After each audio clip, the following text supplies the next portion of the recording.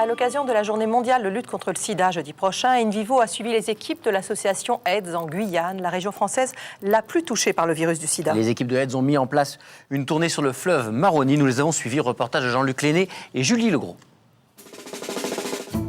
Avec une contamination 10 fois supérieure à celle de la métropole, la Guyane est la région française la plus touchée par le VIH. Un vaste territoire et seulement 250 000 habitants, mais d'origine multiple. Une forte immigration, des malades stigmatisés, isolés. Dans ces conditions, difficile de faire reculer la maladie. En première ligne depuis 10 ans, l'association AIDS mène une action remarquable auprès de la population et des malades.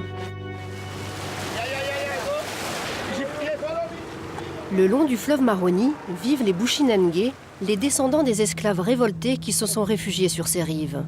Des Guyanais coupés du monde et très éloignés des centres de santé. Alors chaque mois, l'équipe de AIDS part en mission prévention dans les villages. Le seul moyen qu'on peut y aller accessible dans les campus c'est un petit village, c'est uniquement par pirogue. Il n'y a pas de voie, de voiture. L'équipe est partie la veille de Saint-Laurent-du-Maroni. Hier, ils ont navigué toute la journée et ils ne sont pas au bout de leur peine. Ils doivent encore traverser des rapides avant d'atteindre le village. Attention, là, c'est difficile. C'est profond, là. À gauche, à gauche. C'est bon. Passer les rapides en fonction de la saison, ça peut être plus ou moins difficile. En saison sèche, le niveau de l'eau est assez bas et il y a pas mal de roches, donc il faut s'y connaître un peu. On a été confronté un jour à une panne de moteur à l'entrée d'un seau, donc ce qui rend compliqué le passage du seau. Mais dans ces cas-là, il y a des pirogues qui passent aussi assez souvent à proximité, donc on ne reste jamais seul et on est très vite secouru. Il y a une solidarité importante justement pour pas que d'accident se passe.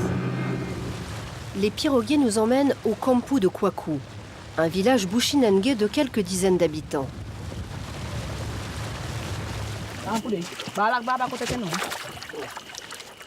L'association va installer un espace d'accueil, mais surtout une tente de dépistage un peu à l'écart et totalement close malgré la chaleur.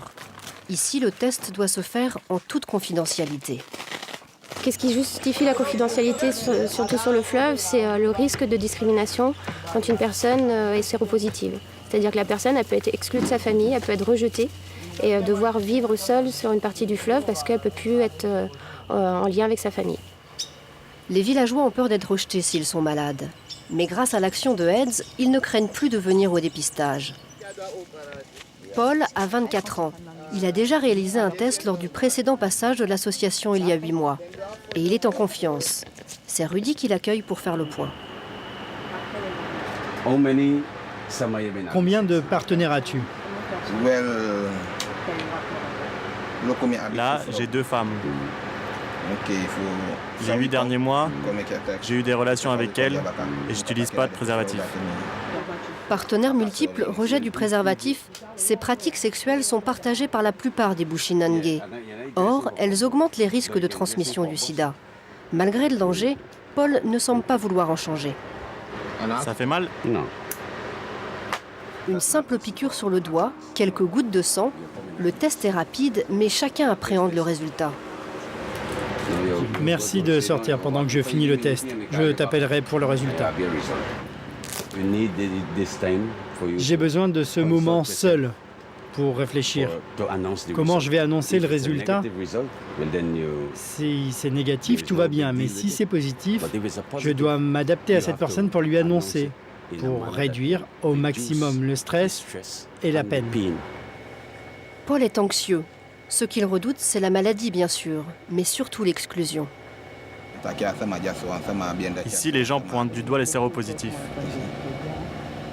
On ne sait pas vraiment s'ils sont malades, mais il y en a beaucoup qui sont montrés du doigt. Mais quelques minutes plus tard, il est soulagé. Eh ben, mon résultat est bon. Je suis négatif. Et je prie pour que les prochains tests le soient aussi. Un test fiable à 100%, mais en cas de résultat positif, le diagnostic devra être confirmé par une prise de sang et un médecin. Cet après-midi, Rudy va recevoir quelques hommes et femmes convaincus de l'importance du dépistage. C'est déjà ça. Je vais te donner ces images et tu dois les placer ici sur le verre, quand il n'y a pas de risque de contamination. Sur le orange quand le risque est faible et sur le rouge quand le risque est élevé. Lors de ces missions, l'association fait aussi passer des messages de prévention essentiels pour lutter contre les fantasmes et pour identifier les vraies situations à risque. Par exemple, une fellation sans préservatif. Par exemple, cette image. Si tu utilises les mêmes toilettes que quelqu'un qui est infecté par le VIH, est-ce que tu l'attrapes? Oui, je pense. À mon avis, c'est un peu risqué. Alors tu le mets sur le orange. Et si un moustique pique un séropositif et ensuite te pique, est-ce que tu attrapes le VIH? Sur le rouge, donc c'est très risqué. Oui. Toutes les situations semblent donc à risque pour cette femme. Une méconnaissance qui traduit aussi la peur qu'inspire encore le sida. Beaucoup de gens pensent encore que quand tu as le VIH, il ne faut pas s'approcher de toi. Ne pas manger dans la même assiette, ne pas utiliser la même cuillère, le même verre ou même partager le même lit. Toutes ces croyances existent toujours dans beaucoup de villages. Rudy et Jacqueline vont reprendre une à une les cartes pour faire le point sur les vrais risques de transmission. On n'attrape pas le VIH avec les moustiques ou sur les toilettes. La sensibilisation fonctionne. Toute la famille accepte de se faire dépister. Mais après, plus personne. Eds a bien prévenu de son passage. Mais les villageois sont sur le bâti, c'est-à-dire au champ. L'équipe est déçue. La santé n'est pas une priorité ici sur le fleuve. Les personnes ont plutôt du temps pour aller sur la bâtie, quelque chose qui est nécessaire pour eux.